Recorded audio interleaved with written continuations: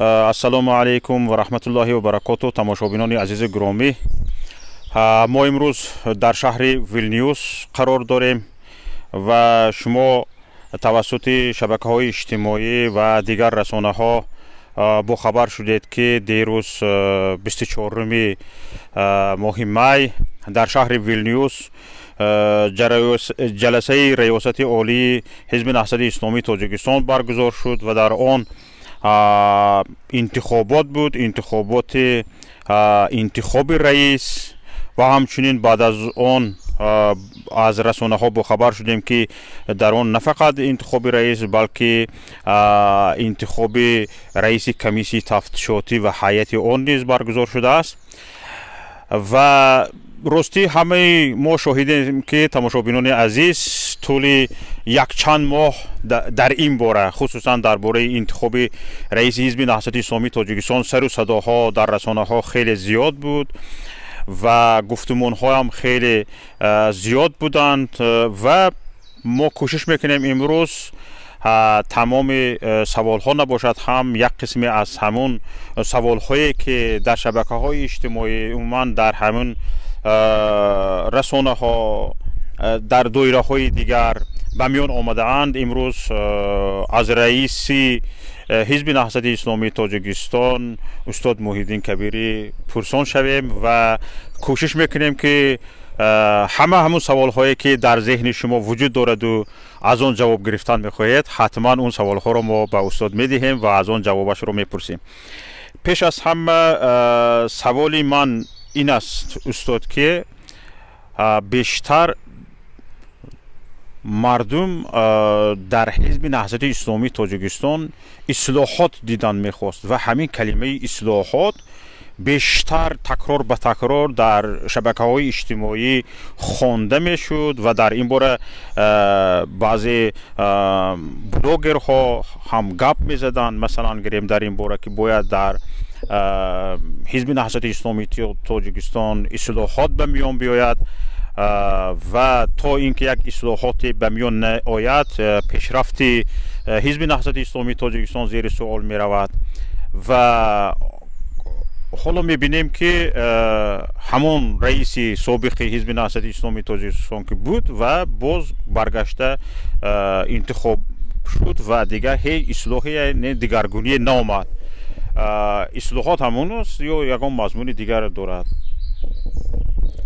ба номи худованди бахшанда ва меҳрубон, ташаккур Шавкат ҷон ки ин мусоҳибаро ташкил кардед ва бубинед, масъалаи ислоҳот дар ҳизб ин масъалае нест ки як сол пеш ба вуҷуд омада бошад. Мо тақрибан чандин сол пеш худам ҳамеша дар бораи ислоҳот дар ҳизб, дар ҳаракат, дар муборизаи мо суҳбат мекардам, аммо вақти охир эҳсос карда истодам ки худи вожаи ислоҳот ба шакли дурусту возеҳ ё расонда нашудааст, ё мардум онро ба ҳар шакл ё ба он тавре мехоҳанд қабул кунанд ки худашон дилашон мехоҳад ё медонанд. ин тақрибан мисли ҳамун қиссаи Мавлоно дар бораи филро мемонад ки вақте як филро мардумро дар як бинои торик дароварданд ки филро бубинанд ва мардум дар торикӣ ҳар кас оне ки яке хартум, яке дум, яке пои филро ламс кард ва берун омадан пурсиданд ки шумо филро чӣ гуна ёфтед? Яке гуфт ки як сутуни мустаҳками калон ёфта, оне ки поро қапида буд. Яке дигар гуфт як чизи мулоим дидам, оне ки гӯш ё хартумро дида буд. вақте ки филро аз торикӣ берун оварданд, ҳама диданд ки на, он комилан як чизи дигар будааст, тасаввури онҳо аз фил дигар аст.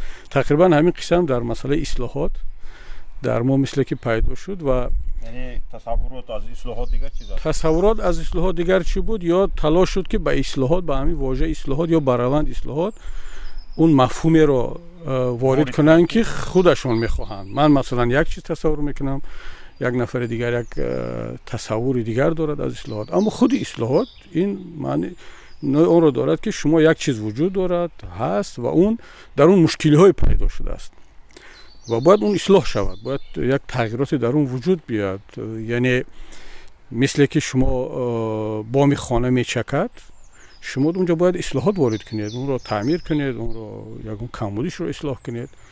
اما اگر شما وقتی بخواید که خانه رو کاملا عوض کنید، این دیگر اصلاحات نیست، این از نو سازی هست، از نو بنا کردن است، خراب کردن یا چیزی وجود داشته و از نو ساختن است.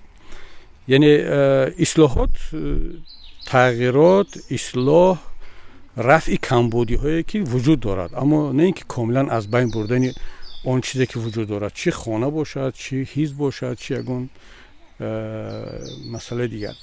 این تصورات ما این است که مثلا گریم رئیس حزب همون بود، دیگر نشد، اصلاحات نشد.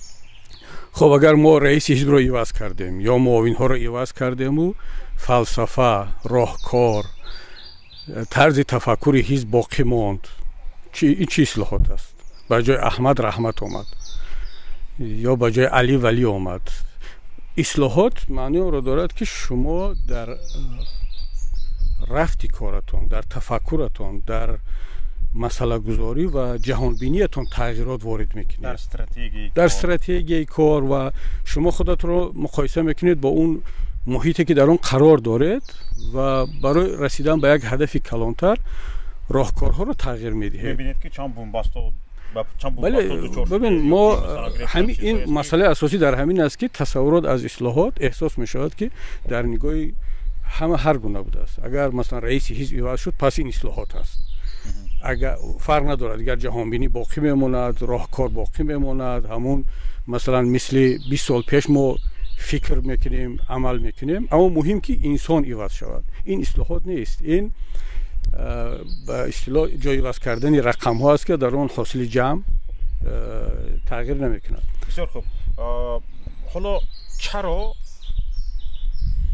یک به همین سر و صداها که باید اصلاحات شود و این خیلی یک کم خونسردانه حزب نهضت اسلامی تاجیکستان رفتار میکرد، این هم مردم نگران میکرد، اینقدر واکنشی سخت نشان نمیداد، خیلی آرام، اما به نظر من اما ببینید که همین چیز دور و دراز یک چند ماه دوام کرد. برای چی چنین شد؟ خب شما فکر میکنید که ما باید یک واکنش های بسیار احساساتی میکردیم، باید یک حزبی پخته، یک حزبی آگاه و با این تجربه 50 ساله که ما این حالت ها رو بارها از سر گذراندیم، واکنش باید خیلی هم خونسردانه باشد، آگاهانه باشد و به این فشارها و به این معذرت میخوام مغل هایی که از چپ و راست در اطراف حزب شده ایستاده است نباید تحت فشار آن رفت، باید اهمیت داد، باید تحلیل کرد، خود را به نادانی و به کری و کوری هم نباید زد، اما به این حد که باید ما خیلی احساساتی میشدیم نه. چون ببینید نهضت اسلامی تاجیکستان حداقل در این 40 سال فعالیت من در حزب و این 30 سالش در حیث عضو ریاست، معاون اول، رئیس حزب، من همین گونه حالت ها را بارها دیدم. به اصطلاح دیگر در دیگ این گونه جوشیدم، پختم و شاید سوخته باشم هم.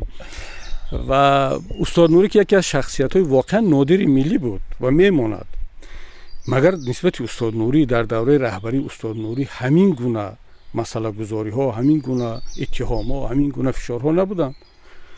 من فقط نام ها عوض کردند، به جای مثلا مولا عبدالرحیم یک نفر دیگر همون مسئله رو مطرح کرده ایستاده است، یا به جای نفر دیگر. اصلی مسئله و طرز بیان منطق همون منطق است. استاد نوری این کار کرد، اون کرد، اینجا اشتباه کرد، اونجا صبر کرد، اینجا خیانت کرد، اینجا فروخت. از همون گپ شما یک چیز گرفتم که یعنی همون سناریویی که در نقشش مثال گریم مولا عبدالرحیم کریموف بازی میکرد، حالا نفران دیگر به همون نقش وارد شده هستند، همون بازی کرده ایستادند. من اینجا یک کمی مسئله رو دیگر خیلی میبینم. یک بار به همون جبهه‌ای که علیه ما شکل گرفت، علیه نهضت، علیه رهبریت نهضت و علیه خودی من شخصا هم، همون جبهه وسیع رو یک بار نگاه کنیم، تحلیل کنیم از کی عبارت، از حکومت شروع کرده تا فیک‌های حکومتی، مخالفین و بعضی حزب و حرکت‌هایی که برای خودشون نهضت رو از اول تا امروز رقیب و دشمن میدونن و برخی از برادران و خواهران داخلی حزب. یعنی یک جبهه یک رنگ نیست، خیلی گوناگون شکل، گوناگون رنگ و سوال این است که چی چیز اینها را پهلوی هم قرار داد، در یک مقطع زمانی. این خیلی سوالی مهم است. این رو باید تحلیل کرد که آیا شخصا خودی من، آیا نهضت، چون در بین اینها من کسایی را میبینم که واقعا دلشون با نهضت میسوزد و کسانی را هم میبینم که شدیداً علیه نهضت میخوان نهضت در صحنه نباشد. حالا یک فکر شما رو همینجا پرسیدم نو به ذهن آمد، در نقشه سوالهای من نبود. حالا من خودم هم وقتی نظر میکنم میبینم که چندین نفرهای دست به گریبان، چندین نفرهایی که علیه یکدیگرشون توی منها داشتن، مثلا گریم به قبر در همین مسئله زیدی من بودن متحد شدن، به قبر پدر یکدیگرشون شاشیدنی بودند و کیمچو بودند، آمدن در یک جبهه قرار گرفتند. همین چه چیز آنها رو به همین وادار کرد به نظرش؟ یک خیلی جواب ساده است، از صحنه دور کردن کبیری، دیگر هیچ. چی فایده گرفتن مثلا؟ خب هر کدوم در اون ببینید وقتی که آب لای میشد هر کس موهی خود رو میدارد، اینا همه هدفی مشترک ندارن، هر کدامشون با یک دلیل نسبتی من نفرت دارن یا مرا بد میبینن یا نمیخوان یا اصلا نفرت ندارند و فکر میکنن که من مانعی پیشرفت کار هستم. هر کدام یک دلیل خود رو دارد، اما در یک مسئله اونها مشترکن، باید که کبیری از صحنه دور شود. اونا یک چیز رو فراموش کردم که کبیری رو حزب نهضت اسلامی تاجیکستان با نهادهای مشروعش از صحنه دور میکنند، نه یگان فشار، نه یگان کسی دیگر. اگر مثلا ببین اگر این کارها نتیجه میداد، ضد استاد نوری نتیجه میداد یا در مرحله دیگر، راه مشروع ریاست عالی حزب هست، انتخابات هست، رعایت معیارهای نظامنامه حزب هست، دیگر راه وجود ندارد. یعنی هر کسی فکر کند که تأثیر میرساند بر حالا دور از نظامنامه، بیرون از نظامنامه، بیرون از ریاست عالی، بیرون از اون راهکارهای مشروع و معمولی که همه گونه حزب و حرکت و سازمان پیش می رود، اونا یک بار برگردند این سوال رو در نزد خود ببرند که در کجا این تنها در تبادلات ها این نتیجه میتید. مثلا یک نیرو دیگر به یک نتیجه میرسد که در یک کشور مثلا نمیشد با راه انتخابات، یا انتخابات غیر شفاف است یا نیروها اونقدر نابرابر است که با راه انتخابات شکست میخورد، پس دست به تبادلات میزند با یگان راههای دیگر. اما در داخل حزب بیاید یک بار خوشگمانی کنیم، بگذار آنها به این خلاصه رسیدن که کبیری دیگر نمیتواند راه رو یعنی رهبری کند برای رفتنی رو و باید دیگرگونی به میان بیاید. آیا به سر شما همین خیلی فکر آمد که یک بار شانس بدهید که مثلا شانس بدهید که بگذار نفر دیگر انتخاب شود، یک بار مردم به کبیری خودش رو بسنجد، حزب نهضت اسلامی تاجیکستان خودش رو بسنجد؟ آیا شما به فکرتون همین چیز آمد، یک شانس دادید؟ من نه تنها این چیز به فکرم آمد، هنوزم در فکرم همین چیز هست و برای هم گفتن که این جبهه وسیعی که علیه ما شکل گرفته است در اون همه همسان و همرنگ نیستند. کسانی هم هستند که واقعا دلشون به نهضت میسوزد و میخوان یک پیشرفتی در مبارزه ببینن. و وقتی که ببینید 2 ماه پیش باید ما رئیس حزب رو انتخاب میکردیم و من خودم داوطلبانه عریضه نوشتم، برنامه‌ام رو پیشنهاد کردم که میخواهم در همین 4 سال بعدی هم رئیس حزب بمانم. برای چی؟ برای رفتنم دلیل داشتم، برای ایستادنم دلیل داشتم. خیلی من فکر کردم که آیا بعد از 19-20 سال رئیسی من بروم بهتر است یا کسی دیگر بیاید؟ و این طرفداران این نظر هم بودن و طرفداران نظر دیگر هم بودن که نه، در همین مرحله خیلی به ضرر حزب می شود. یعنی من هر دو فکر رو احترام دارم و دلیل‌های هر دو طرف هم قوی بودن و منم خیلی بالای هر دو دلیل فکر کردم و بالاخره گفتم که نه، شاید که یک 4 ساله دیگر در همین مرحله باشم و برای اینم دلیل داشتم و نامزدی خود رو پیشنهاد کردم. اکثریت ریاست عالی حزب به این تصمیم من راضی بودن، چون که این در مشورت با اعضای ریاست هم بود، با وجود اکثریت بر این بودن. بله. و اما بودن در داخل ریاست برادرانی که گفتن که نه، این خوب نیست، چون که ما رو تنقید میکنن که یک نفر خیلی طولانی ایستاده است. و زیاد بودن چند نفرا؟ خب 2-3 نفر بودن، ولی مهم نیست که شمارش چند است. اقلیت بودن، ولی اگر یک نفر هم باشد باید به اون توجه کرد. و من گفتم که خیلی خوب و حتی گفتم که مرحمت برادران میتونن نامزدی رو پیشنهاد کنن. یک دلیل این بود که در صورتی که من نامزد هستم دیگران شانس ندارن، یعنی چون دیگر نیرو برابر نیست یا با هر دلیل من خیلی خوب نامزدی رو گرفتم. بازپس گرفتم، گفتم که من دیگر نامزد بودن نمیخواهم. مرحمت آلترناتیو داشتی؟ یعنی در این 2 ماهی که من حزب به نامزد بود دیگر ما چندین جلسه ریاست برگزار کردیم، یگان نفر خود پیشبری نکرد. یعنی من یگانه کسی بودم که خود پیشبری کردم، ولی وقتی که این ملاحظه پیدا شد نامزدیم رو گرفتم. 2 ماه یگان نفر خود رو پیشنهاد نکرد. از اون جمله برادرانی هم که میگفتن که مگر حزب تنها یک کبیری دارد، چرا دیگران ما مگر نیستیم؟ ولی سوال در این است که چرا در همین 2 ماه از این فرصت که حزب به نامزد بود استفاده نکردن؟ من منظورم برادرانی که از داخل ریاست بود. بعضی برادران گفتن که شاید از بیرون ریاست یگان نفر پیشنهاد کرد، اما اینم امکان دارد به شرطی که عضو ریاست باشد، چون نظامنامه حزب پیش بینی میکند که نامزد باید از داخل ریاست باشد. اما وقتی که کسانی که هنوز در ریاست نیستند بعداً وارد ریاست شوند، در هر لحظه در هر روز میتوانند مسئله را از نو مطرح کنند و نامزدی خود را حتی منتظر شرط نیست که 4 سال منتظر باشند، چون نظامنامه نوی حزب این روند رو، این معیارها رو پیش بینی کرده است. میتوانند در هر لحظه باز به این موضوع ما برگردیم. در مجموع ببینید وقتی که ما همگی 2 روز 3 روز تا روز انتخابات باقی ماند دیگر هیچ کس خود پیشبری نبود. یگان مهلت معین شده بود. بله، مهلت تا 20 می معین شده بود با قرار خود ریاست. در دوام این 2-3 روز دیگر ما در یک جلسه اخیر ریاست تصمیم گرفتیم که دیگر اعضای ریاست وقتی خود پیشبری نیست میتوانند دیگر اعضای ریاست رو پیشنهاد کنند که در نتیجه 7 نفر پیشنهاد. اینا چگونه مثلا مکانیزمی تصمیم گیری ها چی بود؟ یگان شخصانی مسئول بودن، یگان نهادی علاهیده وجود داشت؟ اینا چه خیلی؟ نه، ریاست عالی این موضوع رو در جلسه‌های طولانی بحث و بررسی کرد. رای گیری می شود، همه پیشنهادات در آواز مونده میشن، بعضیش میگذرد بعضی نمیگذرد. کمیسیون انتخاباتی تشکیل شد، انتخاب شد. کمیسیون انتخاباتی راهکارهای برگزار کردن انتخابات را در داخل حزب معین کرد. و شما گفتید که تا 20 مهلت شده بود لیکن کسی نامزدیش پیشبری نکرد. ما در رسانه‌ها خوندیم که 7 نفر پیشنهاد کرده است. نه، این 7 نفر در مهلت 3 روزی آخر که ریاست عالی تصمیم گرفت که اکنون اعضایان ریاست حق دارند که نفران دیگر رو پیشنهاد کنند. یعنی اون مهلت قبلی فقط برای خود پیشبری بود. یعنی هر کس میتونه خودش رو پیشنهاد کند، برنامه‌اش پیشنهاد کند. یگانه کسی که از این استفاده برده بود من بودم، ولی بعد که گرفتم دیگر نامزد وجود نداشت و در این 3 روز آخر دیگر هر کس نفری که مورد نظرش بود پیشنهاد کرد و در آخر 5 نفر گرفتن، 2 نفر ما رفتیم به انتخابات و نتیجه اون چیزی است که شما در رسانه‌ها دیدید. شما رو کی پیشنهاد کرده است؟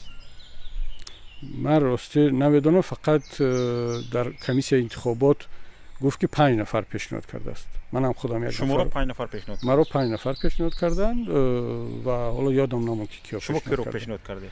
من داملو محمد سید رضایی رو پیشنهاد کردم و دیگر برادران نفران دیگر رو پیشنهاد کردند و من فکر میکنم ببین این یک روند خیلی طبیعی هست و باید همین گونه باشد. مثلا من ولی شما سوال برگردیم به سوال اول شما که چرا با این خونسردی، باید این رو طبیعت راه دانست و در آینده هم من احتمال زیاد میدیم که این روند، این انتقادها، این رنجش‌ها، این قهر کردن‌ها و باز با هم آمدن‌ها در آینده ادامه خواهد داشت.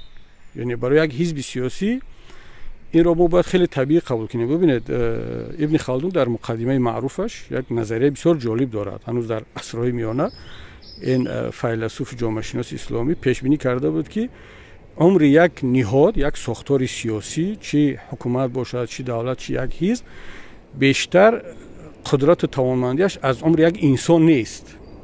یعنی حتما او این مرحله های نوجوانی و قدرت و شکوه را پس سر میکند، به یک دوران کهولت و خستگی داخلی میرسد و تنها با این تغییر نام ها و تغییر افراد نمیشود این را اصلاح کرد. با تغییر ریشه‌ای فلسفی فکری و جهان بینی میشد این رو اصلاح کرد. تجربه حزب کمونیست رو ببینید، بخصوص این برای حزب‌های ایدئولوژی خیلی مهم است. ما هم که حزب نهضت یک حزب اعتقادی و ایدئولوژی است.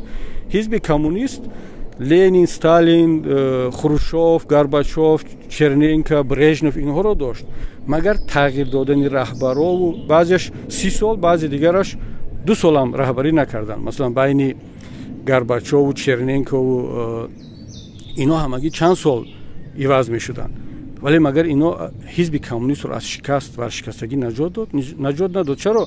اونا رفتن فقط دنبال تغییر افراد، ولی ریشه فلسفه جهانبینی رو تغییر ندادن و شکست خوردن. حزب کمونیست چین که اونم حزب کمونیست است، حالا شاید که رهبرانش از رهبران حزب کمونیست شوروی کمتر عوض شدن، مائو زedong یا اونا طولانی شد، اما چون اومدن فلسفه رو تغییر دادن، آمدن راهکار رو تغییر دادن، جهان بینی رو تغییر دادن، حزب کمونیست چین هنوزم در قدرت هست و یکی از ابرقدرت‌های جهانی شده ایستاده است. شما ببینید مثال تازه بیارم از سوریه، احمد اشار در همین 10 سال اخیر از القاعده تحولات فکریش رسید تا نفری که امروز ترامپ و ماکرون و محمد ابن سلمان با او صحبت میکنن، اردوغان با او صحبت میکنن. استاد به همین سوال برمیگردیم. من به یک چیز حیران شده ایستادم. شما گفتید که من استاد محمد سعید رضایی رو پیشنهاد کردم. همین چیز برای من غیر انتظار است، چون که من از شما یعنی همچون شخصیت برداشتم یک کمتر دیگرگون است. در همین اروپا تمام گیرودارهای سیاسی جهانی رو شما میدونید. شما نه فقط مثلا گریم رئیس حزب، حتی متخصصی این ساحه هستید. مثلا گریم چه خیلی یک شخصی روحانی رو در همین حیات همین روز محض محیدین کبیری، یک نفری که مثلا گریم از او رسانه های جهانی مثلا گریم نظرهای سیاسی میگیرن و درباره حیات سیاسی امروز میپرسن او رئیس یک حزبی اسلامی سیاسی است. چه خیلی مثلا گریم با میباید یک روحانی رو پیشنهاد میکند خودش، مگر این خطا نیست همین کار؟ نه به هیچ وجه. چون ببینید این بسیار سوال خوب است. جواب من دو پهلو داره. یکی پهلوی خیلی محدودتر، تنگتر، چون در جلسه اخیری ریاست عالی دولت محمد سعید رضایی یک پیشنهاد خوب کرد که اگر من نامزد شوم یک برنامه کوتاه دارم، وعده میدهم که این برادران مهاجر رو به تاجیکستان برمیگردونم. بهترین، واقعا بهترین، یعنی از این بهترین برنامه کوتاه و نشانرس وجود ندارد. یعنی من مثلا جرأتی آن که من رئیس شوم در همین 4 سال برمیگردونم، این جسارت رو ندارم. نه، من این برنامه رو دارم، اما این وعده رو کردن نمیتوانم برای آن که یعنی یک راه طولانی است. این راه مبارزه طلب میکند، این راه خیلی کارهای هست که باید ما برگردیم به تاجیکستان. شاید در 1 سال توانیم، شاید در 2 سال توانیم، شاید در 5-10 سال توانیم، اما با این واقعا این 4 سال میتوانیم. هم جسارت میخواهد، هم یک برنامه میخواهد. من گفتم مادامی که دولت محمد سعید این برنامه رو دارد، حتما که انسان از هوا صحبت نمیکند، پس چرا ایشون مسئولیت رو به دوش نگیرند و فکر میکنم که انسانی ارزنده هم هستند، هم تجربه دارند، هم شما یک روحانی و از روحانی های معمولی و تقلیدی نیستند. ایشون بسیار یک فکر اندیشه های بسیار به پختگی رسیده دارند. من حالا اگر ببینید انسان ها رو باید از دو بعد نگاه کرد. یکی از بعد وقتی که واردی بعضی بحث و کشمکش های روزمره میشوند، فردی و شخصی میشوند که در اونجا دیگر احساسات هست، گاها رنجش هست، بغض و کینه هست. اما یک بعد دیگر هست که آدم وقتی که بیرون از این بحث ها مسائل های کلان را میبینه، دولت محمد سعید از نادر کسانی هستند که وقتی که مسئله درباره نهضت و شخصیت نمی رود، کلانتر می رود، خیلی فکرهای پخته دارند. اما همین که مسئله برگشت به افرادی مشخص، همه شاید همین خیلی باشه، مسئله کمتر رنگ دیگر میگیرد. بنابر همین من با نظر داشتی این مسئله پیشنهاد کردم که چرانه خصوصا یک مسئله خیلی جا مهم است که دولت محمد سعید هم یکی از افرادی بودن که واقعا ایرادشون این بود که یک نفر باید طولانی نایستد، حتما در نهضت هستن کادرهای دیگر و من گفتم این باید شانسی باشن که یا خودشون یا کسی دیگر رو در این نامزدی رو پیشنهاد کنیم. یک مسئله خیلی مهمی دیگر است که چرا یک روحانی میتواند در آینده رهبری حزب را بگیرد و یک روحانی با گفت عربا منفتح، یعنی دارای دیدگاه‌های روشن که داملو محمد سعید و چندین برادران دیگر در حزب، من اونها را از جمله همین گونه علمای دینی میدونم، چون در مرحله آینده ما میخواهیم نمیخواهیم با نظر داشت اون روندهای کلان گلوبالی جهانی، نه تنها حزب نهضت، همه حزب و حرکت‌های سیاسی که ریشه اسلامی دارند در یک روبروی چالش‌های بزرگ قرار گرفتند و خواهند گرفت. ما حالا بخصوص کسانی که در اروپا هستند، این تحولات و تغییراتی که در سطح قانونگذاری فرانسه الکی در دست دپوتات‌ها هست. سوال دادنی بودم. ببینید خب شاید یک کمتر ما زودتر، چون اینا با هم ربط دارن. یعنی چرا من واقعا میخواهم که ما برادران خواهران نهضتی از این بحث‌های تنگی شخصی بیرون براین مسئله رو کلانتر ببینیم. ما نباید مانند با اون مثلا در جنگل بعضی میبینه که دو حیوان با هم سر به شاخ شدن جنگ دارن، اما اون گرگ‌ها در کمین ایستادن که هر دو رو شکار کنن. یک بار من سوالم رو بدهم در همین موضوع، بعد شما وسیع‌تر جواب بدید. من با مطالعه همین خبرهای اخیر که در فرانسه به میان آمد، مثلا من فکر میکنم که همون حیاتی همون اسلام سیاسی یک کمتر به بنبست های اومده دچار شده است طی راهش و همچنین یک خطرهای در پیش وجود دارد و حالا نه فقط در فرانسه، شاید در فرانسه این سنجش شود، امتحان شود و به دیگر کشورهای مثل اروپایی این چیز بکوچد و در همین حال به نظر من در حزب نهضت اسلامی توجیهان نه اینکه همین چیزها به نظر گرفتن، بلکه از خود بیشتر همین درک دادن و مثلا فعالیت های حتی همین چرا وسیع کردن و اینها به نظر می بیاید. درست بود پیشتر مثلا شما مثلا حزب نهضت اسلامی تاجیکستان و با 3 سازمان دیگر همراه شد، پیمان ملی تاجیکستان تشکیل کرد، فرض کردیم و یک کمتر در همین تشکیل کردن های ائتلاف و این خیل چیزها دیده میشد که یک کمتر خودی حزب نهضت اسلامی تاجیکستان و خودی مخالفین آگاهانه پیش رفته شدند. همین چیزها درک میافتم و درک میشد همین چیزها، لیکن امروز میبینیم که یک باره مثلا در همین حیات امروز برعکس، یعنی من فکر میکنم بر ضد مجرا حزب نهضت اسلامی تاجیکستان حرکت کرده شده است. اولو همین خیلی شنو کردن هنرش رو شما دارین یا که حزب نهضت اسلامی تاجیکستان، یعنی من هم خودم رو همراه کنم اینجا خودم رو جدا نکنم و ما داریم همین خیلی بر ضد مجرا شنا کنیم. منظور از شما اون مجرایی که هست یعنی مجرایی که بر ضد نهضت یا نه فقط بر ضد نهضت، بر ضد عموما اسلامی سیاسی اومده ایستاده است، بر ضد اسلامگراها اومده ایستاده است. هرچند مثلا ما خیلی معتدل رفتار میکنیم، با اعتدال رفتار میکنیم، اما همه این رو جهان امروز برعکس باز هم دیگر خیلی‌تر فهمیده شده است، باز هم تهدیدش رو بزرگتر تصور کرده شده است. متوجه شدم. ببینید واقعا من این هفته تا 2 روز پیش مکرون جلسه وزرای خود رو برگزار کرد، موضوع هم همین بود، اسلامی سیاسی و حزب و حرکت‌های اسلامی و سازمان‌های فرهنگی و دینی که در اروپا عمل میکنند زیر نام‌های گوناگون، اما اون ریشه فکریشان برمیگردد به اسلامی سیاسی و آلمان هم آلمان به این حد پیش نرفته است، اما این تحقیقات رو کرده ایستادن با اون سیاستایی که ترامپ در امریکا شروع کرد.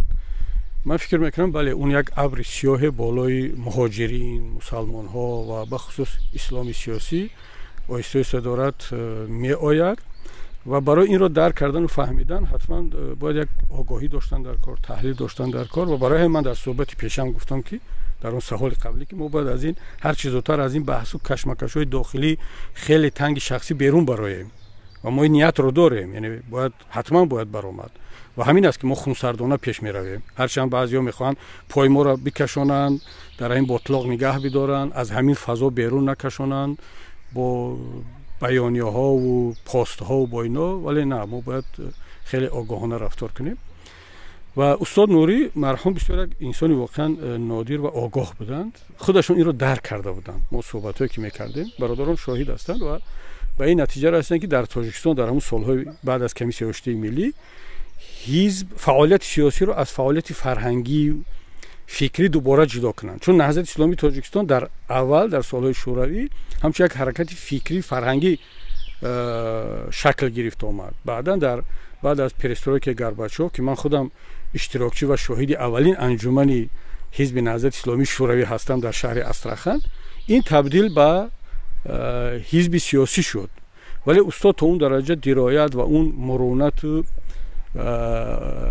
آماده بودن برای تحولات رو داشتن که باز در هجرت افغانستان حزب رو فعالیتش رو قطع کردن و اینات رو تشکیل کردن تا بازگشتن به تاجیکستان.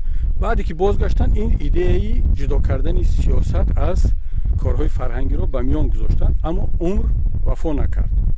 یعنی چند بار خاطر خودشون این رو یعنی داشتن، این رو داشتن و این رو بارها صحبت کردند و حضور اعضای ریاستی که با استاد نوری بودن این چیز رو میدونن، حتما میدونن، چرا نه، در همین فکر راضی هستن همگان.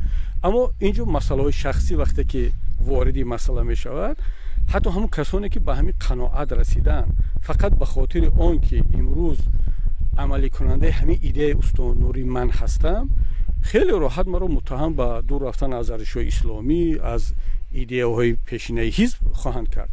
حالا همینجا نگاه کنید استاد، ما دیده شدیم شرایط چه خیلی است. خب و همین از حزب نهضت نامش ماند، نهضت تغییر دادن خواستند به پای ماند، مثلا همین خیلی فشارها بالای نهضت آماده شده است.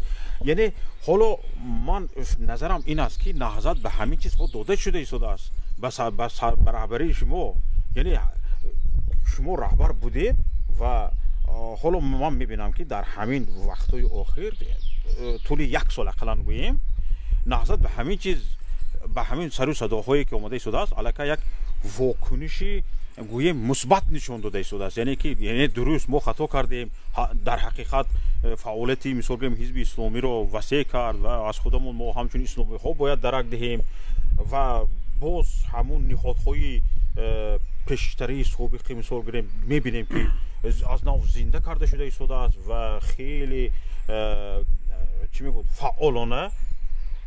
همین گفتم که من آیا شما بر ضد مجرا حرکت کرده شدید؟ ریاست رو در نه، این به هیچ وجه ضد مجرا رفتن نیست. شما فکر نکنید که ما اون پیشتر گفتم اون ابر سیاه رو نمیبینیم، اون ابر سیاه رو میبینیم، اون حلقه‌ای که در اطراف مهاجرین و نه من این نگاه کنید به همین سر و صداهایی که به میان آماده شده است، این فشارهای بالای نهضت آماده شده است.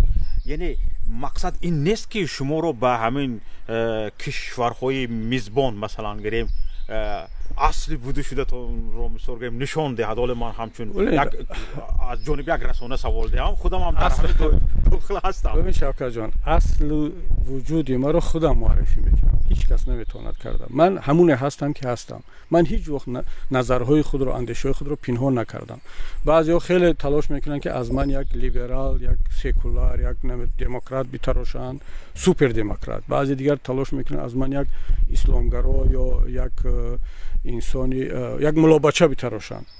بعضی دیگر تاجر میتراشد. نه، من همون هستم، یک مسلمانی سنی حنفی که در دنیای معاصر زندگی کرده ایستاده است و من پایبند به ارزش‌های دینی و ارزش‌های ملی هم هستم، خواهمون انشاءالله خداوند کمک کند و همزمان هم قدم این دنیای امروزه خواهم رفت و حزب نهضت اسلامی تاجیکستان هم همین است و به هیچ وجه من از ارزش‌های دینی و ملی هم دست نخواهم کشید. حتی در اروپا هم و در تاجیکستان هم بودم، با همین لباس و با همین شکل و با همین اندیشه بودم و کسی گفته نمیتواند که فرق بین کبیری 2025 و 2015 یا 2005 چی هست، مگر اینکه در چهره‌ام سین و سالم رفته است، موهام سفید شده باشد. اما ببینید همین مجرایی که الان هست، همین روندی که هست، من رو خیلی آگاهانه دارم پیش رفته ایستادم و خدا را شکر که یک مجموعه بزرگی از هم حزبی ها و هم پیمانی ها با ما هم فکر هستند، این رو درک کردن. با وجود بعضی اختلافاتی که وجود دارد، این جای در اون شک نیست، اما یک ایده از برادران دیگر اگر چی میدونند که راه ما در نهایت کجا است و به این قناعت داخلی هم رسیدن خودشون، اما چون باید یک دلیل باشد برای چه زیدی من هستم. دلیل چی هست؟ دلیل هم میتواند فکری باشد که کبیری از ارزش‌های اسلامی دست میکشد، از نام حزب دست میکشد، از راهی مثلا گذشته دست میکشد، همین. اما خودشون در داخل در قناعت شخصی به این رسیدن که این راه همون درست است، ما راه دیگر نداریم. چون اگر واقعا میخواهیم که هدف‌های ما، ارزش‌های ما حفظ شوند، ما چرا باید در این قالب‌ها و نام‌ها برای ما مقدس باشند؟ استاد نوری برای من گفتن که خیلی راحت حزب رو از به حرکت، از حرکت به ایناد، از ایناد دوباره، همونطوری که مثال احمد اشهر رو آوردم، از القاعده تا امروز پرزیدنت سوریه رسید و همه رو عوض کرد، جسارت نشان داد و امروز دارد به هدفش رسیده ایستاده است. بعضی انسان‌های ما به یک پدیده، به یک حالت عادت میکنن، بعد اون رو تبدیل میدن به ارزش برای خود و برای دیگران و به جای اینکه اعتراف کنن که من از عادت‌های خودم دست کشیدن نمیتوانم یا نمیخوام، میگن که من پایبند به ارزش‌هایم هستم. و از اون عادت و از اون نام و از اون ساختارهای عادت کردهش ارزش میتراشن. ما باید اینو قالب‌ها رو دور پرتیم و اون مغز رو، با گفتی مولانا اون یک شعر زیبا دارد از یادم رفت که پوست رو پیش سگان پرتو، اون مغز رو در خود نگه دار. معناش همین است، شعر از یادم رفته است. و ما باید اون مغز رو نگه بداریم. هویت اسلامی، هویت تاجیکی و مبارزه برای عدالت که حزب برای همون تأسیس شده است، اما این رنگ و بار و این نام و اینا باید مهم نباشن. حالا در اروپا هستیم و برای آنکه ما به اون هدف برسیم، من این رو آشکار میگم، تقویت حزب، اصلاحات در حزب، منسجم کردن حزب خیلی مهم است و این کار باید آگاهانه صورت بگیرد. این رو نمیشد با فشار، با تصمیم رئیس حزب یا با حتی ریاست گرفت. باید که بدنه حزب، زینه‌های پایانی حزب هم در این روند شرکت کنند و حتما شرکت امید دارم که خواهند کرد. چرا؟ ما بعد از این اصلاحات باید که یک مسیری روشنگری رو باید پیش بگیریم. اینجا دیگر خونسردی لازم است، آرامش لازم هست و ثبات در راه و در هدفمون. بنابر همین من خیلی این پیام رو با صراحت میگم که برادرانی که حالا رنجش دارن، اراده دارن، تنقید دارن، بالای دیده قبول هست. همه رو شنیده ایستادیم، همه رو دیده ایستادیم. من خودم حالا دیروز در جلسه ریاست گفتم که بعد از اینکه سفرها تمام شود و یک کمتر برگردم، ملاقات با تمام این برادران خواهم کرد. با اونهایی که در دسترسی قرار دارن ملاقات خواهم کرد، با اونهایی که نیست تلفنی صحبت خواهم کرد. یک بار سوال خواهم کرد که خب چی میخواهند، هدف چی هست، آینده رو چگونه میبینن و تا اینکه برای ما معلوم شود که من بعد با این برادران چیکار کنیم. والا ببینید، ما کمیسیون تفتیشاتی انتخاب کردیم و این یکی از مهمترین رکن‌های روند اصلاحاتی ما است. قبلا در این 10 سال گذشته ما حتی آیین‌نامه نداشتیم. کمیسیون تفتیشات داشتیم ولی کمیسیون تفتیشات نمیدونست که از در اساس چی مسائل رو بحث و بررسی کند. درباره کمیسیون تفتیشاتی حرف زدید. همین کمیسیون تفتیشاتی باز چی ضرورت پیش اومد که یک نهاد باز همچون کمیسیون تفتیشاتی به میون بیاید؟ من در این باره میخواستم از شما معلومات گیرم. باز کمیسیون تفتیشاتی نه فقط یک نفر، باز هیئت دارد. شما چی دارین که قدر تفتیش میکنین؟ یا حزب نهضت اسلامی شوخی بود یا جدی سوال دارید؟ مثلا چی رو تفتیش میکنه کمیسیون تفتیشاتی؟ چرا همیشه در حزب نهضت اسلامی تاجیکستان، در تاجیکستان هم کمیسیون تفتیشات بود، در همین هیئت 3 نفر و حتی شعبه‌های ولایتی ما و ناحیه‌ای هم کمیسیون تفتیشاتی داشتن. چون در یک حزب زنده، در یک حزب پویا خیلی مسائل هست که باید که حل خود رو پیدا کند. اختلاف نظرها هست، مسائل مالی هست، مسائل بعضی بحث‌ها یا حتی بیرون رفتن از معیارها هست، ویران کردن آیین‌نامه یا نظامنامه هست. مسائل هست که یک حزب باید مکانیزم‌های داخلی حل و فصل رو داشته باشد. ما قبلا هم سال قبلی هم کمیسیون تفتیشات داشتیم، اما چرا ثمرانه کار نمی‌کرد؟ برای که یک مواد یا یک معیارهای تدوین شده در دست نداشت.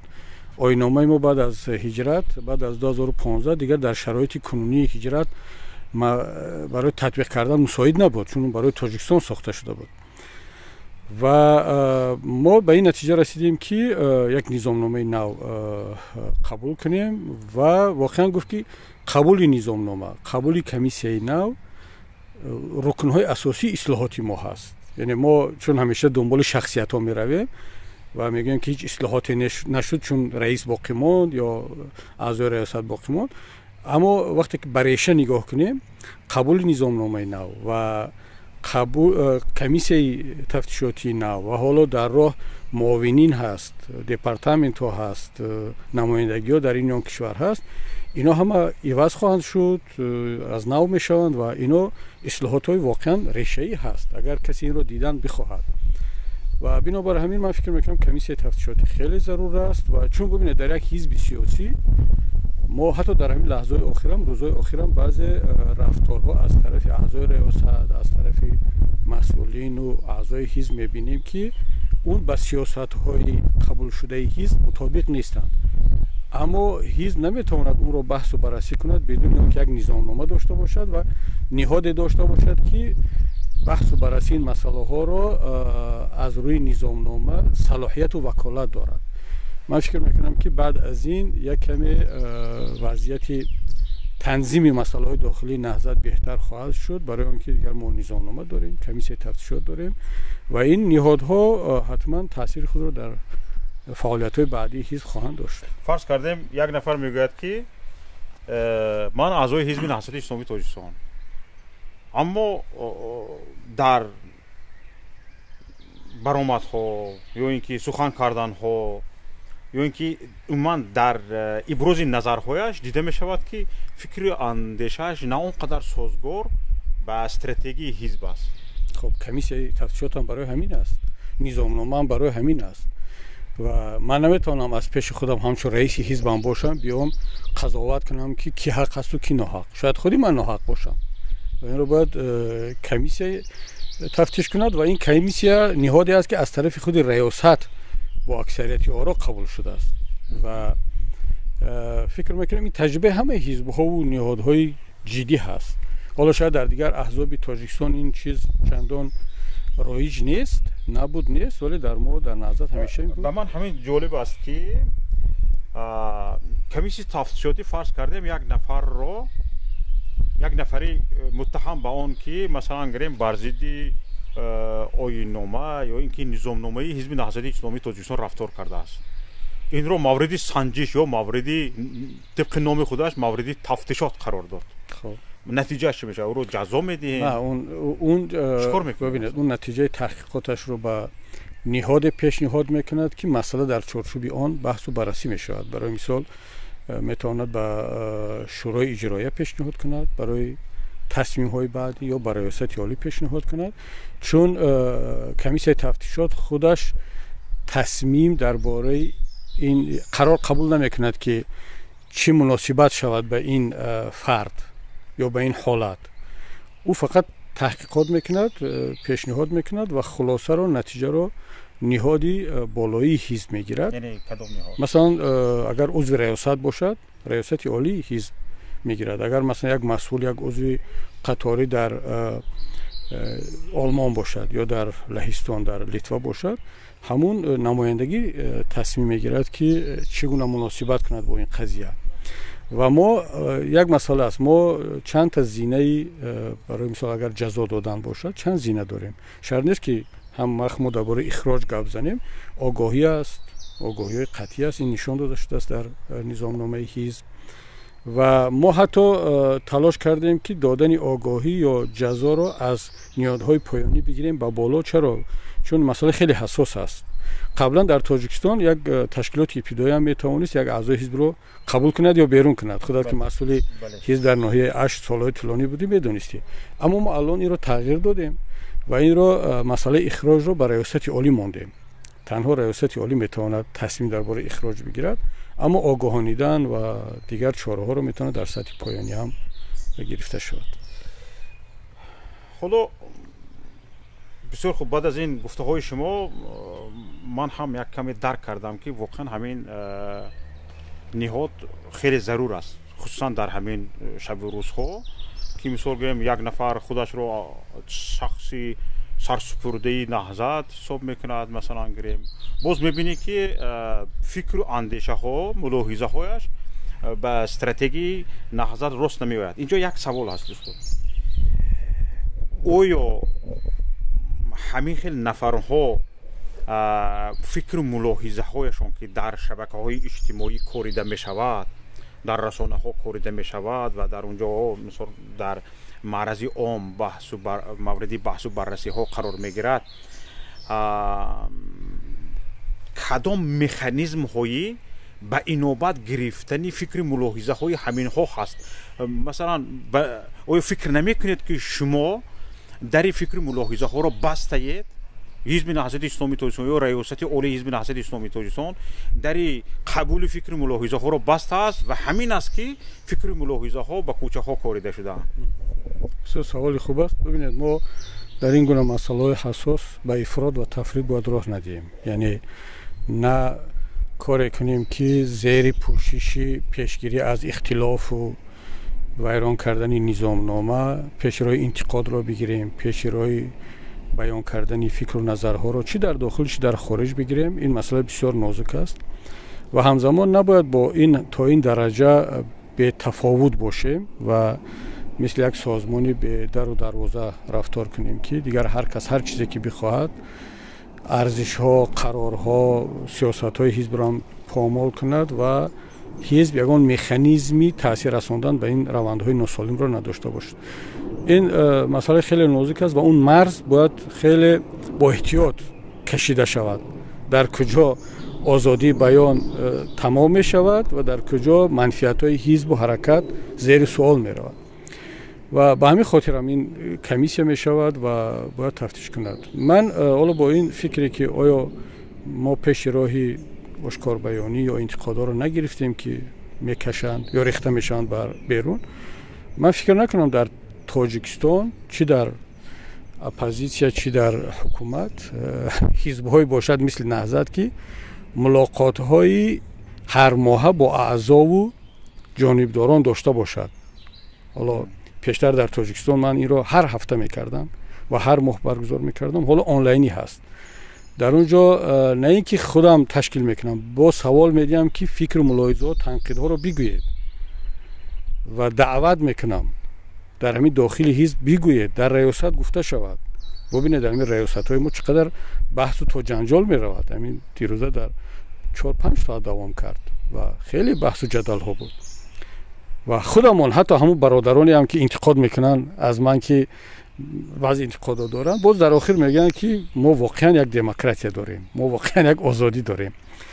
بعضا خداوند انصاف کرد که همین در بیرون هم بگوین، اما در داخل میگوین که ما داریم این دموکراسی و این آزادی را، اما در بیرون یک کمتر مسئله رو دیگر خیلی شرح میدن و بارها دعوت میکنین که بیاید در داخل صحبت کنید، چون فرهنگ سیاسی اسلامی ملی حتی دنیوی هم این رو تقاضا میکند که سیری خونه باید به بیرون نبراید.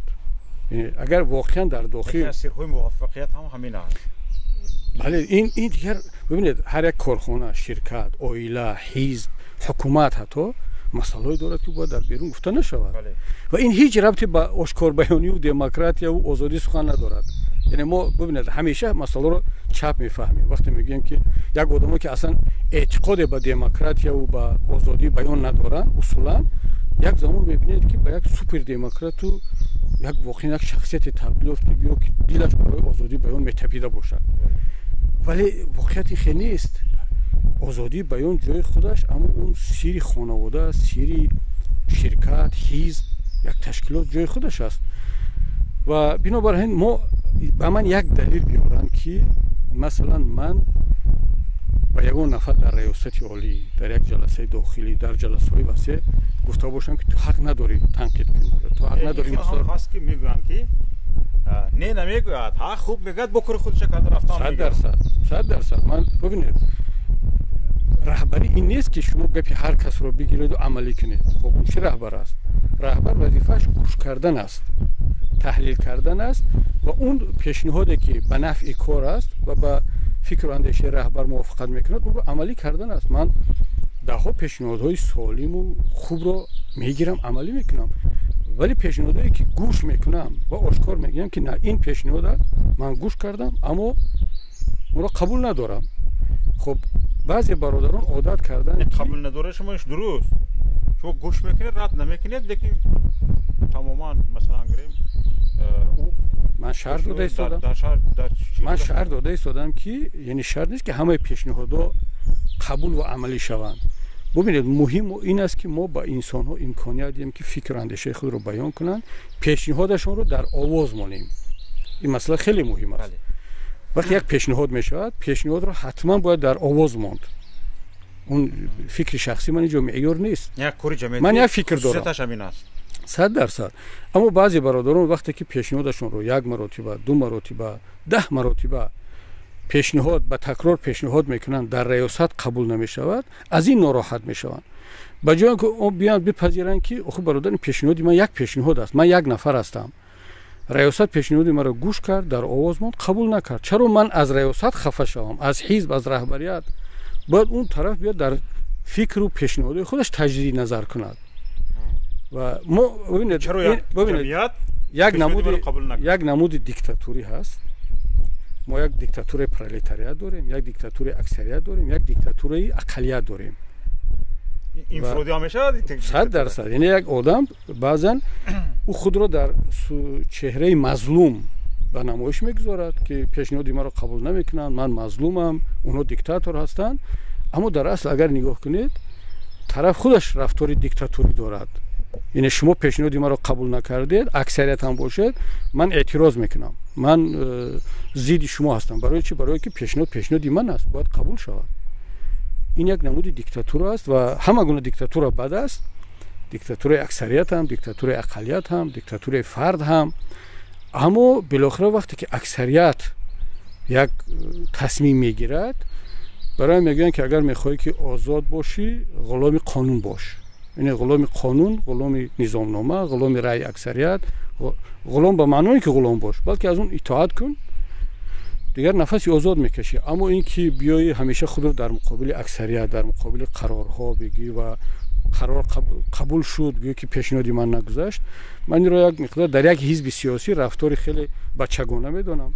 لنین یک عبارت داشت، کسلی بچگانه چپروی، یک مقاله هم داشت، یعنی چپ میگیرن یا چپ، همیشه کودک رو شما هرچند تاکید هم کنید که با دست راست قاشق را بگیرد، هم عادت کرده است با هم دست چپ رفتن میگیرد مگر اینکه بعد خودش به یک خلاصه بیاد. برای همین من فکر میکنم در اینجا راه پیشنهادها نه تنها بسته شده است بلکه باز است، تشویق کرده میشود. اما بعضی برادران این مسیر را استفاده نمیبرند. برایشان شاید مناسب تر است عادت کردن که مستقیما همه مسائل را با مردم مطرح کنند، چون در اونجا فکر کردن که نقطه قوتشون اونجا هست. در داخل حزب با برادران در یک صحبتی آشکار احساس ضعف میکنن، چون دلیل قوی نیست، فکت و ارگومنت ندارن، منطق ضعیف است. اما در صحبت با مردم در فیسبوک، در یوتیوب، در اونجا دیگر همه چی هست، همه کس هست. این فیسبوک یا چیزی هست که همه چیز رو میبردارد و بنابر همین دیگر دوستان تصمیم گرفتن یا به این نتیجه رسیدن که بیشتر در اون میدان عمل کنن از اون که در میدان داخلی حزب عمل کنن. بله. اینجا هم نکته رو هم بگم، کمیسیون تفتیشات اکنون برای همین در کار است که دیگر نه نظری حزب، نه نظری یک شخص، بلکه نظری نظامنامه و تحقیقات و تفتیشات کمیسیون تفتیشات. یعنی گفتید که پیش روی همین چیزها هم باید گرفته شود که مثلا هر کس مثلا هر چی خواستن گرفت. نه، پیش راهی قانون شکنی و پامال کردن معیارها گرفته شود. والا هر کس هر چی میخواد گفتن بگیرد، اما وقتی در اون دیده شود که این دیگر حتی به یک شکل پوشیده پامال کردن معیارها هست، اخلاق سیاسی هست، رفتارهای سیاسی هست، دیگر همیشه تفتیش شد. مثلا گریم یک نفر رفتار و کردارش طبق سنجش کمیسیون تفتیشاتی با این آمده رسید که طبق سنجش یعنی با نظامنامه آیین‌نامه حزب نهضت اسلامی تاجیکستان مخالفت دارد و نسبت رفتار همون نفر حزب نهضت اسلامی تاجیکستان چی واکنش خواهد کرد؟ خب این ببینید برای هم گفتم که پیشنهاد میکند همون نهاد مسئول که قضیه در دستش است، در سطح منطقه است، در سطح مرکز است، تمام پهلوها رو میبیند و در یک روند شفاف تصمیم گرفته میشود. و حالا چون آغاز کار هست، من فکر میکنم که ما شاید که خدا کند که این حالت پیش نیاد اصلا. یعنی ما چون در تفکر شورای ما همین است که وزارت داخله پلیس تشکیل شد، حتما باید جنایتکار هم زیاد شود، جزا داده شود. بهترین وزارت داخله، بهترین پلیس فعالیتش همون است که یگان جنایت صادر نشود، یعنی اون خاراکتری پیشگیرنده داشته باشد، نه این جزا دهنده. کمیسیون تفتیشاتی ما به خاطر جزا دادن نیست، به خاطر اون که این گونه حالت‌ها پیش نیاد. اگر این گونه حالت‌ها اصلا در حزب نهضت در آینده پیش نیاید، پس این بهترین نتیجه کاری کمیسیون تفتیشاتی است، نه اینکه هر هفته یک پرونده سازد و هر هفته یک جزا دهد و آگاهی دهد. حالا با بعضی از سوال‌هایی که داشتم من که در اطرافش چرخ زدیم، باز همین گونه سوال ها هم داشتم، اما من فکر میکنم تو به همین جا که اومده رسیدیم شاید در صحبت های دیگر و سوال هایم رو بدهم. حالا من یک کمتر موضوع رو پیشتر بردنیم. تاجیکستان کی برمیگردیم؟ تاجیکستان این رو من آشکار میگم، اگر بگویم که فردا یا بعد 5 سال یا 10 سال غلط کردم، یعنی هوایی گفتم، این رو غیر از پروردگار و غیر از نتیجه مبارزه ما هیچ کس نمیداند. من بعضا این سوال تکرار میکنم برادران، میگن شاید بعد چند ماه برگردیم. بسیار خوب. مبارزه برای برگشتن به تاجیکستان چگونه خواهد بود؟ مبارزه چند سمت دارد. یکی سمت حقوقی که ما خوب رفته ایستادیم تا سطح دادگاه بین المللی رسیدیم که هیچ اپوزیسیون دنیا این کارو کردن نتونسته است. حالا هر کسی این رو میبیند نمیبیند مسئله دیگر است. بعضیا اگر همین بیاد رحمان و فهم اگر از قدرت دور کنه باز نمیبیند.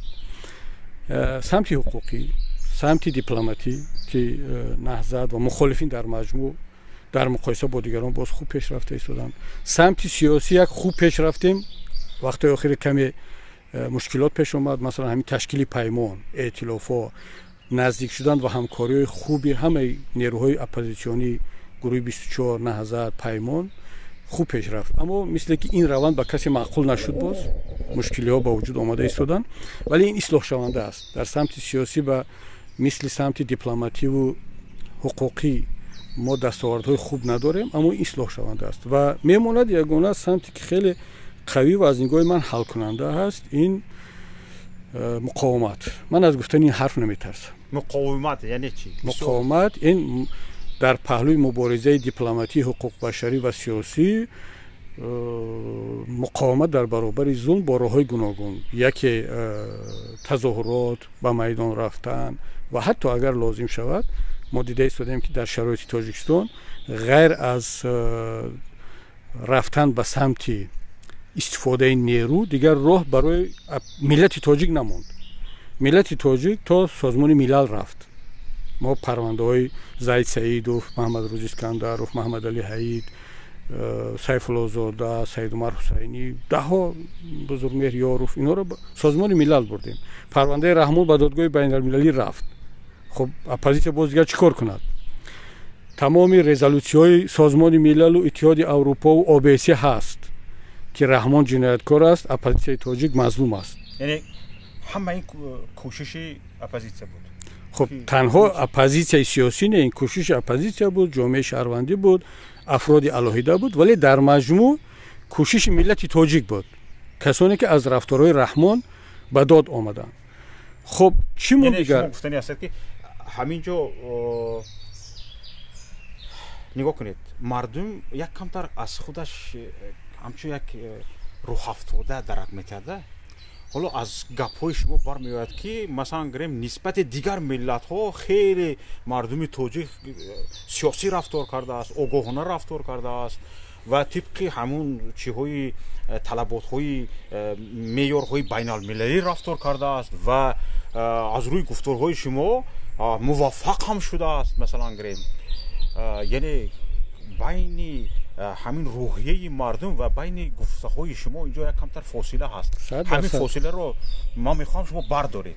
ببینید مردم در همه جا مردم است، در تاجیکستان هم، در روسیه هم، در کره شمالی هم، در کره جنوبی هم مردم هم مردم است و وظیفه یک نیروی سیاسی دو چیز است: نزدیک شدن با مردم رو فهموندن و همزمان وقتی میبینی که نه مردم در غفلت است، مردم هنوز پخته نرسیده است، باید کاری خودش رو در دیگر سمت ادامه دهد. نهضت اسلامی تاجیکستان در مجموع مخالفین در هر دو سمت ما کار کرده ایستادیم، در سمت نزدیک شدن با مردم، بیداری مردم و همزمان نیروی بیشترم رو در سمت دیپلماتی و حقوق بشری گذاشتیم. چرا؟ این خیلی مهم است. در این 10 سال گذشته، حالا بسیارا میگن در 10 سال چیکار کردید؟ گزارش دهید. در 10 سال کجا رفتید؟ در 10 سال ما تمام دلیل‌های لازمی رو در دست جامعه بشری دادیم و چون اگر ما 2 سال بعد از هجرت، 3 سال بعد از هجرت ملت تاجیک دست به یگان قیام، به یگان کار میزد، ما را متهم به اون میکردن که شما یک نیروی افراطگرای رادیکال هستید، اکستریمیست هستید، چرا از مکانیزم‌های حقوقی و قانونی استفاده نکردید؟ قبل از اون که هستن مکانیزم‌هایی که بله نیرو بدون استفاده خشونت این خیلی چیزا، مثلا رفتن به دادگاه بین المللی، رفتن به سازمان ملل، مثلا مطرح کردن مسائل در دالان‌های دیپلماتی جهانی، OBSE، اینها، چرا از این مکانیزم‌ها استفاده نکردید؟ ما همه این کارا کردیم، از کشورهای غربی طلب تحریم، سانکسیا کردیم. حالا میکنن یا نمیکنن کاری خودشون، دادگاه بین المللی آیا پرونده باز میکند یا نمیکند کاری خودشون. مهم که ما مسئله رو از طرف خودم انجام دادیم، ما این مسیر رو طی کردیم. خب الان دلیل داریم در نزد همگان. من در صحبت خودم با دیپلمات‌ها، با غربی‌ها، با شرقی‌ها، با همه یک نکته رو خیلی واضح و روشن میگم: آیا ملت تاجیک امروز مثل اپوزیسیون افغانستان، مثل اپوزیسیون بلاروس، مثل اپوزیسیون حالا هر کشور دیگر که دیگر تمامی مرحله ها را طی کرد و مرحله آخر با نیرو از قدرت دور کردن دیکتاتور و ظالم مونده است، آیا ملت تاجیک همین حق را دارد مثل دیگر ملت های ما؟ یادتون باشه اول صحبت گفته بودم وقتی درباره احمد گپ شدید، من گفتم با این مسئله برمیگردیم. حالا فکر میکنم جوش اومد. یعنی سوال این است که یعنی همون امکانی سناریوی سوریه اجرا شدنش مثلا گریم در تاجیکستان هم وجود داره؟ خب حالا شرط نیست که 100% به همون سناریو تکرار شود، چون هر کشور ویژگی خود رو دارد، هر ملت. حالا تاجیکستان سوریه نیست، سوریه افغانستان نیست، افغانستان مثلا ترکیه و ایران نیست. اما سوال رو کمتر مشخص‌تر مونیم. حالا نابسته از اون که احمد شهر و ما معقول هست یا نیست، سوال به همه جهان این است که اگر اون چیزی که برای احمد شهر مردم ملت سوریه جایز است، حلال هست، مشروع هست، برای ملت تاجیک هم هست؟ باید باشد. اونا میگن بله هست. فرق بین رحمان و بشار اسد چی است؟ اونم کشت، اینم میکشد، اونم زندانی کرد، اینم زندانی میکنند، اونم حکومت خانوادگی داشت، از پدر به پسر گذشت، اینم حکومت خانوادگی است. خب مادامی که احمد شهر حق داشته است، ملت سوریه حق داشته است، چرا ما حق نداریم؟ میگه حق دارید، مرحمت. خب اینجا میماند گفتگو بین ما و ملت. ما میگیم که یک اپوزیسیون شرط نیست که بدون ملت این کارو کردن نمیتواند. ما قسمت کار خود رو انجام دادیم، با مردم فهمونده ایستادیم و ملت وقتی که به همین حد رسید، خودش پخته رسید، دیگر این با هم آمدن مخالفین و ملت یک کاری میتواند یک ماه، یک مدت کوتاه باشد و اون نتیجه که اول میگه به دست بیاد. حالا ما یک ببینید این نکته رو بگم که از این مرحله بحث‌های داخلی باید عبور کنیم، بگذریم و بریم در یک ثبات، در یک دورنمای روشن با مردم، با ملت گفتگو کنیم. اینجا ببینید گفتگو با کشورهای همسایه خیلی مهم است.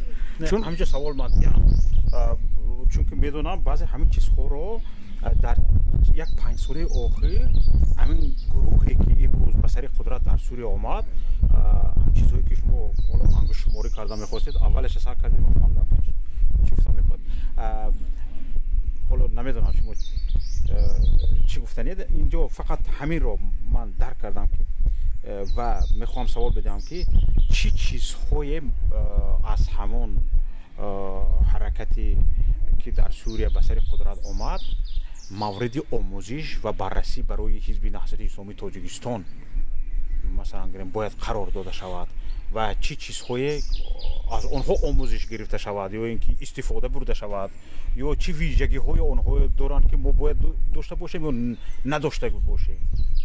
ببینید حالا نمیدونم ما شما چرا بیشتر تمرکز بالای سوریه و احمدشهر کرده ایستادیم. ببینید من حالا باید منتظر باشیم که کار اونها به کجا میکشد. حالا معنی ندارد که احمدشهر تا امروز خوب رفتار کرده ایستاده است بعد یک سال چی میشه. یعنی به نظر شما همون مناسبت های احمدشهر که امروز کرده ایستاده است درست است، خوب است؟ من این رو خیلی منطقی و خیلی یعنی واقعا باز میگم حالا میتونه جنبه‌های منفی هم داشته باشد اما اون چیزی که به من معقول است شخصا همین که این آدم یک جسارتی پیش رفتن دارد، از تنقید نمیترسد، خیلی خونسردانه دارد رفتار میکند. از اونه که بیاد مثلا از یک جهادی تبدیل شود به یک سیاستمدار، آماده است که القاعده رو با جبهه نصرت تغییر بده، جبهه نصرت رو با هیئت تحریر شام و حالا صحبت از اون میرود که هیئت تحریر شام رو بندد، سازمانی رو که خودش رهبر است تأسیس داده است اون رو میبندد چون میخواد از این به بعد از نام حکومت سوریه رفتار کند.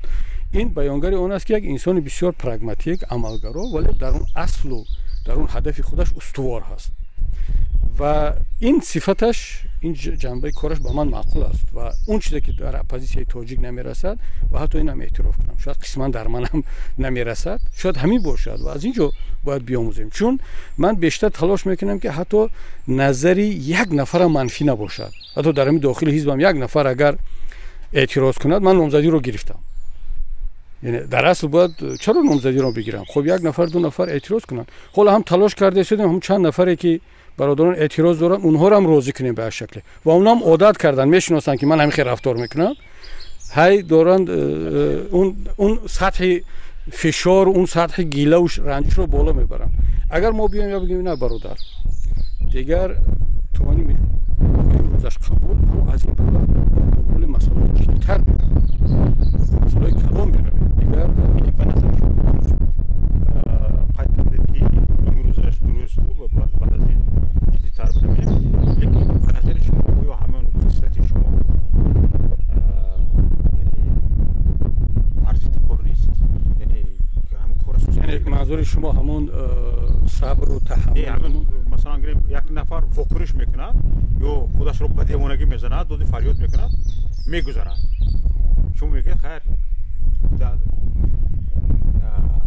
با دوستان مدارا مثلا یک مدارا کردن نکن و همین مدارا کوری شما او طرف دیگر جسارتش بیشتر میکنه، او فکر میکنه که مثلا واقعا میگذشت از همین خیلی دیوانگی کنی یا که داد بزنی فریاد زنی به همه جا مثلا اعلان کنی. ببینید اون یک مسئله خیلی جالب است، هم صبری ما رو خیلی سخت تنقید میکنن و هم باز از همین صبر من سوء استفاده میکنن. همین صبر من خیلی با فایده شون است، از این سوء استفاده میکنن ولی باز همزمان این رو تنقید میکنن. ببینید من ولی صبر دارم، انیخترش بیشتر زیاد داشتم، حالا دیگر هنوزم صبر خواهم کرد، خود را کوشش میکنم از این بحث و جنجال های خرد و ریزه کنار بگیرم، چون آدم دیگر از لحاظ فیزیکی و وقت و زمان انرژی ندارد که به همه چیز مشغول شود، مسائل کلان رو باید پیگیری کرد. اما دیگر نهادهای حزب هست، حالا دیگر ریاست هست، کمیسیون تفتیشات هست، دیگر معاونین خواهند بود، دپارتمنت هست، اینا مشغول میشوند با گفت خود با اون برادران که حالا کلمه خود را به دیوانگی میزنن. حالا من فکر نمیکنم به دیوانگی بزنن، خیلی زیرکانه و هوشیار بعضیش رفتار میکنن چون وضعیت رو میدونن که در داخل حزب چی است، اما اونم دیر و زود خواهند فهمید که با این شکل پیش رفتن نمیتونن، هم به حزب ضرر میرسد هم به خودشون. ببینید حزب یک قاعده دارد، اصلا جماعت یک قاعده دارد، جماعت ضربه میخورد اما جماعت با پایش راست میایستد، چون طبیعت جماعت و گروه کلان همین است. اون چیزی رو که ضربه میخورن بیشتر کسانی هستند که علیه جماعت میروند و این نکته خیلی مهم است که ان شاء الله باور دارم که برادران در خود کبیری با حقارت و دشنام و مثلا واکنش های علیه خودش میشود جواب نمیدهد. این چرا این گفتی روسا ایگنور است چی است؟ نه این ببینید این به اون سطح پایان نفرآمدن است دیگر هیچ چیز. یعنی اون طرف حقارت میکند، گپی سخت میگوید، آیا لازم است که من به همون سطح پایان بفرستم؟ کی میگه که من جواب نمیگم؟ بعضا همین خاموشی من جواب است. یعنی جنگ سرد دارید با هم؟ نه جنگ ندارم. جنگ سرد؟ نه چرا جنگ سرد؟ نه من دارم پیگیری میکنم، میبینم، میشنوم، اما واکنش من همین است که نمیخواهم در این. ببینید شاید اون طرف یکی از هدفش همین است که مرا به همین سطح بکشاند. چرا؟ برای آنکه نمیدونم سخنی کی است میگوید که با بعضی افراد واردی بحث و جنجال نشود. چرا؟ یکون تو رو به همون سطح خودش میفرارد، بعدا با اون تجربه که دارد مغلوبت میکند، چون در اون زمینه در اون میدان تو قوی نیستی، نه حقارت کرده میتونی، نه جنجال کرده میتونی، نه دروغ گفته میتونی. خب یک طرفی که همه چیز برایش مرز وجود ندارد و همه چیز جایز است، چرا با اون سر به سر میشوی، مغلوب میشوی؟ باید اعتراف کنی. من بیشتر در اون جای کار میکنم که قدرت دارم. یعنی قدرت من شاید در صبرم است، در همون دور رفتن از این مسئله هست، مشغول شدن با کارهای فکری است. برعکس همین صبرهای شما امروزها همون جنبه منفی شما بها داده می شود، نه جنبه مثبت شما. خب شاید این هم باشه. شما گفتید پیگیری میکنم، درست میگم؟ ببینید نه همین خیلی گپای شما پیگیری میکنید که مثلا همین صبر شما، تمکین شما، هم بردباری های شما، نه جنبه مثبت شما بلکه جنبه منفی شما بیشتر انعکاس می شود. ببینید من در برابر دوستان، در برابر برادران، در برابر کسانی که واقعا میخوان پرخاشگری کنن، من صبر دارم و این صبر رو کوشش میکنم که نگه دارم. اما در برابر ظلم، در برابر یک دیکتاتور، در برابر یک ناعدالتی و در برابر اون مسئولیتایی که در پیش من است، من چرا باید صبر کنم؟ اگر من یعنی صبر میکردم باید مبارزه نمیبردم. مثلا چی لازم بود پرونده رحمان رو به دادگاه بردن؟ پرونده رحمان رو به دادگاه بردن واقعا هم صبر میخواهد، 4-5 سال پیگیری کردن کاری آسان نیست، حوصله آدم زود پیر میشود، و هم اراده میخواهد. خب من فکر میکنم که شاید همین اسلوب کاری من در عموم حالا باعث شد که در مقابله با دیگر حزب و حرکت ها و سازمان هایی که باید از بین می رفتن، نهضت اسلامی تاجیکستان به هر صورت به اروپا هجرت کرد و در اینجا جای خود رو پیدا کرد، از بین نرفت. شما ببینید که از ما حزب و حرکت های قوی تر از بین رفتن و اتفاقا انتظاری طرف مقابل هم همین بود که نهضت تمام شد، نهضت از بین رفت. و حتی یادتون باشد در سالهای اول میگفتن خب نهضت تمام شد، کشتی ورشکسته هست، و حتی در سال 2016-17 ما زوره و تولو میکردیم که اعضای ریاست بگیریم، یک کس بیاد مسئولیت رو به دوش بگیرد. یادت باشه در جلسه وقت در ورشاو بود یا نه جلسه ریاست بود، من استعفا دادم. خب برادران گفتن که باید باشیم، هیچ کس نمیخواد عضو ریاست شود. حتی چرا؟ همه فکر میکردن که نهضت تمام شد. امروز وقتی که نهضت اسلامی تاجیکستان خریدار پیدا کرده است، همه میخوان عضو ریاست باشن، میخواهند در رهبریت سهم داشته باشن. این معنی چی رو دارد؟ معنی رو دارد که نهضت شکست نخورد، نهضت با پا خیست و میخواهند نمیخواهند یکی از نیروها است. من نمیگم از همه نیروی قوی ترین اپوزیسیونی، یکی از نیروهای مطرح و قوی اپوزیسیون هست و از این باید خرسند شد. حتی از این انتقادها و تلاشها برای وارد شدن به نهضت و صاحب شدن مقامی بیشتر در نهضت، از این باید خرسند شد. آخرین سوال من، همین سوال رو میدهم، یگان گپتون رو نمیبرم. اگر مخفی نباشد برنامه شما با ریاست عالی حزب نهضت اسلامی تاجیکستان اگر رئیس انتخاب شود چی بود؟ اگر مخفی نباشد بگذار مردم ملت بداند. من فکر میکنم اگر شما زید نباشید، مخفی نباشد، در همین باره گپ میزدید. این هم یک برنامه چی است؟ برگشتن به تاجیکستان با سری بلند باشد، آزادی زندانیان، فکر میکنم، تخمین میزنم، و این نباید از ملت پنهان باشد، مخفی باشد. چیزی که یک برنامه‌ای که برای ملت پیاده میشود باید ملت بداند. من فکر میکنم و اگر صلاح دانه جواب دهید. نه چرا؟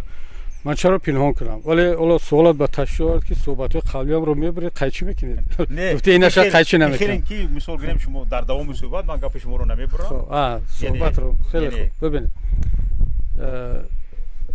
من هیچ رو پنهان نمیکنم. حتی دیروزم در صحبتی پیش از انتخاباتی خودم صحبتی برنامه‌ام برای ریاست برنامه خودم رو معرفی کردم. حتی اونقدر طولانی گپ زدم که رئیس کمیسیون انتخابات قطع کرد گفت بس، یعنی طولانی بد شد.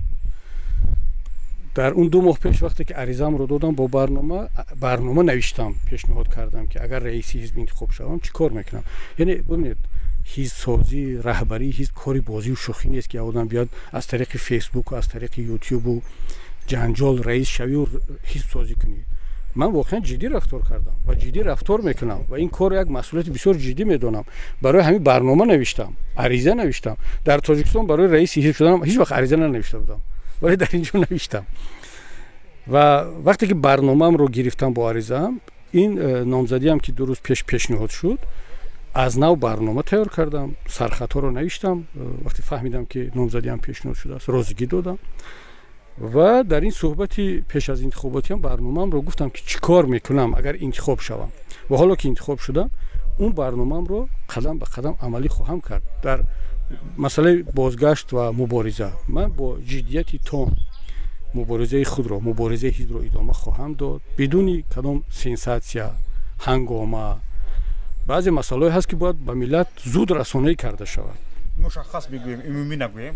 مثلا ببینید، حالا یک چیز اول رو بگم، یک چیز دیگر در ذهنم حالا پیدا شد، اینکه من وقتی که نامزدیم رو پس گرفتم و حتی قبل از اون وقتی فکر کردم که نامزدی خود رو مانم یا نمونم، برای قدم‌های بعدی هم، برای مبارزه‌های بعدی خودم در چارچوب حزب و پیمان و ملت برنامه داشتم. یعنی برای من هر 2 واریانت قابل قبول. اگر مردم، اگر حزب لازم داند میمونم، مبارزه رو ادامه میدم. اگر لازم ندانند من مبارزه‌ام رو ادامه خواهم داد در چارچوب حزب با اون وضعیت نو، با اون شرایط نو. یعنی کسی اگر فکر کند که کبیری با رئیس بودن بدون رئیس بودن فرق میکند، مبارزه رو ترک میکند، نه این خیلی نیست. اون کسانی از این میترسن که بعد پرزیدنتی، بعد رئیسی برایشون یگان برنامه وجود ندارد، خود را تصور کردن نمیتونن.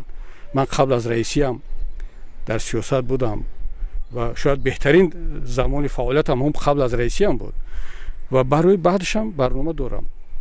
اگر مشخص‌تر بگیم، در همون قبل از همین قدم اول تکمیل اصلاحات داخلی نهضت، تقویت پیمان ملی تاجیکستان، این مسئله بسیار مهم است. من یکی از مسئولیت‌های خودم می‌دونم که پیمان ملی تاجیکستان را همون طوری که در اولی تأسیسش قوی بود، خیلی جدی بود، این رو ادامه بدیم، از اون قوی‌تر کنیم، چون در این سایه بحث‌های داخلی نهضت یک کمتر در حاشیه رفت پیمان ملی تاجیکستان. وقتی به میدان آمد، از همه پیش اهمیت این رو رحمانوف و یتیموف درک کردن، نه اپوزیسیون تاجیک، نه دیگران، اونا درک کردن در اونجا. بلافاصله این رو هم در قطار نهضت و دیگرها در روی خط سازمان‌های تروریستی در آوردن. چرا؟ اونا تحلیل کردن، دیدن که نهضت اسلامی تاجیکستان، انجمن آزاداندیشان، انجمن مهاجرین، اون وقت حرکت اصلاحات اقتصادی، جنبش اصلاحات اقتصادی، اصلاحات و رشد هم در اونجا بود. اینها در یک زیر یک چتر جمع آمدن و مبارزه سیاسی خود را در یک سطح بالاتر برداشتن. این برای اونها خیلی خطر بود و اونها رو درک کردن و اکثریت اپوزیسیون هم درک کرد. اما بعضی برادرانی که حتی درک هم کرده باشن، فقط به خاطر این بحث‌های شخصی اون رو تلاش کردن که زیر سایه برن. الان من در برنامه پیش از انتخاباتی هم گفتم که تقویت پیمان یکی از برنامه‌های ما است، یکی از قدم‌های من خواهد بود و این کار رو حتما خواهیم کرد و بعداً دیگر همراه با پیمان با دیگر نیروها که در یک روند بسیار سالم گفتگو قرار داریم با گروه 24 با دیگران، ما وارد مرحله بعدی خواهیم شد که اون دیگر همچنین یک کمانده یک جایه، نه اینکه ما مثلا بیایم با گروه 24 یا دیگران یک ائتلاف جدید تشکیل کنیم. این در برنامه ما نیست، در اونها هم نیست و ضرورت هم ندارد، بلکه در یک همکاری وسیع با سی ای صدر، آگاهانه با ملت یک برنامه مشترک پیشنهاد کنیم که تاجیکستان آینده رو چگونه دیدن می‌خواهیم که در اون تاجیکستان آینده برای دیندار هم جا باشد، در زیر اون چتر یک دولت، یک پرچم و یک کنستیتوسیا خود رو آزاد حس کند، برای اتئیست هم، برای یک کمونیست هم، برای نهضتی هم، برای اعضای پیمان، اعضای همه گروه 24 همه و حتی کسانی هم که به حزبی هستند و این برنامه مشترک رو ما باید به ملت پیشنهاد کنیم، راه‌های رسیدن به اون را هم معرفی کنیم و من فکر میکنم همین است برنامه دیگه. از این بیشتر چی میشود گفت؟ والا شرط نیست که من تفصیلات همه قدم ها رو بگویم، چون من یک اشاره کردم قبلا، حالا باز تکرار میکنم که این نیاز به گفتگو مشورت با سازمان‌های بین‌المللی دارد، جامعه جهانی دارد، کشورهای همسایه دارد و قبل از همه در نیاز به گفتگو با ملت دارد و هر چقدر که ما این بحث‌های داخلیمون دوام کند، دامنه پیدا کند، ملت از همه بیزار شده است. ملت از همه میگه اینا در داخل خودشون به یک نتیجه نمیرسن. با گفت خودت هر کس با دیوانگی و با مسائل ها رو با هم آمیخته کردن، این یک پیام‌های بسیار بد دارد به ملت و ملتی رو مشاهده کرده ایستاده است. برای همین است که ما گفتیم که هر چیز زودتر از این مرحله بگذریم. اونهایی که هستن، اونهایی که بالاخره تصمیم گرفتن که تا آخر علیه ما مبارزه برند و یا این طرف کنن یا اون طرف، خب پرچم در دستشون بروند، بدانند که ملت نهضت وارد این مبارزه های بی‌معنی نخواهد شد. ما برنامه خود رو داریم و با هم برنامه هم ان شاء الله میریم. تشکر زیاد. سلامت باشید. خدا نگهبان.